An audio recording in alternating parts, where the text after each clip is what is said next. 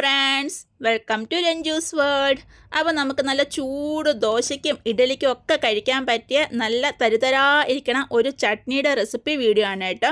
അപ്പോൾ ഇത് വളരെ എളുപ്പത്തിൽ നമുക്ക് ചെയ്തെടുക്കാൻ പറ്റും. ഒരു 5 മിനിറ്റ്സ് കൊണ്ട് നമുക്ക് നല്ലൊരു ചട്നി നമുക്ക് റെഡിയാക്കി എടുക്കാൻ വേണ്ടി പറ്റും. അപ്പോൾ ഞാൻ ഓൾറെഡി ഒരു കടായി അടപ്പത്ത് വെച്ചിട്ടുണ്ട്. അതിലേക്ക് 2 ടേബിൾ സ്പൂൺ വെജിറ്റബിൾ ഓയിൽ ഒഴിച്ചു കൊടുത്തിട്ടുണ്ട്. ഒരു 2-3 അല്ലി വെളുത്തുള്ളി, 1 സ്പൂൺ ഇഞ്ചി അരിഞ്ഞതും കൂടി ഇട്ടിട്ട് അതിൻ്റെ കളർ മാറുന്നത് വരെ ഒന്ന് ചൂടാക്കി എടുക്കുക. അപ്പോൾ അതിൻ്റെ കളറൊക്കെ ഒന്ന് മാറി വരട്ടെ. അപ്പോൾ അതിൻ്റെ കളറൊക്കെ ഒന്ന് മാറി വന്നിട്ടുണ്ട്. അതിലേക്ക് 1 ടേബിൾ സ്പൂൺ ഉഴുന്നുപരിപ്പ് മസ്റ്റായിട്ടും നിങ്ങൾ ഇട്ട് കൊടുക്കണം, ഒഴിവാക്കാനേ പാടില്ലാതെ.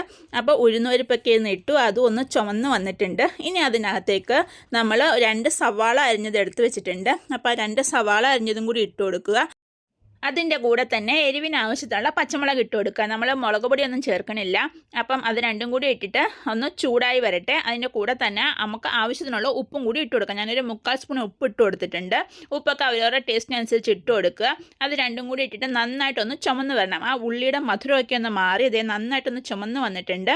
അതിലേക്ക് ഇനി ആവശ്യത്തിനുള്ള പുളി ഇട്ട് കൊടുക്കുക. അപ്പം ഞാനൊരു കുറച്ച് പുളി ഇട്ട് കൊടുക്കുന്നുണ്ട്. അതും കൂടി ഇട്ടിട്ട് നന്നായിട്ട് ഒന്ന് ഇളക്കിയെടുക്കുക. ആ ചൂടിൽ കിടന്നിട്ട് ആ പുളി ഒന്ന് സോഫ്റ്റ് ആവും.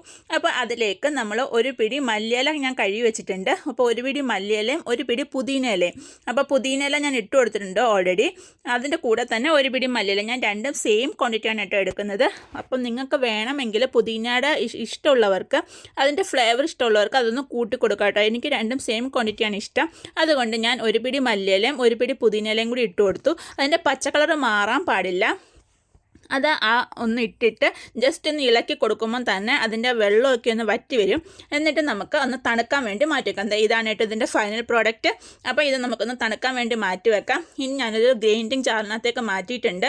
അതിൻ്റെ കൂടെ ലൂക്കോം വാട്ടർ എടുത്തിട്ടുണ്ട്. ഇത് ഉഴുന്നുപരിപ്പുള്ളത് കൊണ്ട് കുറച്ച് വെള്ളം ഒഴിച്ചിട്ട് വേണം കേട്ടോ അരച്ചെടുക്കാൻ. അപ്പോൾ നമ്മൾ അരച്ച് കൊണ്ടുവന്നിട്ടുണ്ട്. നിങ്ങൾക്ക് വേണമെങ്കിൽ കുറച്ചും കൂടി വെള്ളം ചേർത്തിട്ട് ഇത് അരച്ചെടുക്കാം. ഞാൻ ഇത് കുറച്ചൊന്ന് ഒരുപാട് അരിഞ്ഞു പൊട്ടുന്ന ഒരു ടേസ്റ്റ് ഉണ്ടാവില്ല. കുറച്ച് തരിതരിയായിട്ട് കടിക്കാൻ കിട്ടുന്നതാണ് കേട്ടോ ടേസ്റ്റ്. എന്നിട്ട് ഇതിലേക്ക് നമ്മൾ കടുക് താളിച്ചിടുക. അപ്പോൾ ഇത്രയേ ഉള്ളൂ ഇന്നത്തെ എൻ്റെ ചെറിയൊരു റെസിപ്പി. നിങ്ങൾക്ക് ഇഷ്ടപ്പെട്ടിട്ടുണ്ടെങ്കിൽ നിങ്ങൾ ചെയ്ത് നോക്കുക, ഫീഡ്ബാക്ക് പറയുക. എന്നിട്ട് ഫ്രണ്ട്സ് ആൻഡ് ഫാമിലിക്ക് ഷെയർ കൊടുക്കുക, ലൈക്ക് ചെയ്യുക, സബ്സ്ക്രൈബ് ചെയ്യുക. Thanks for watching.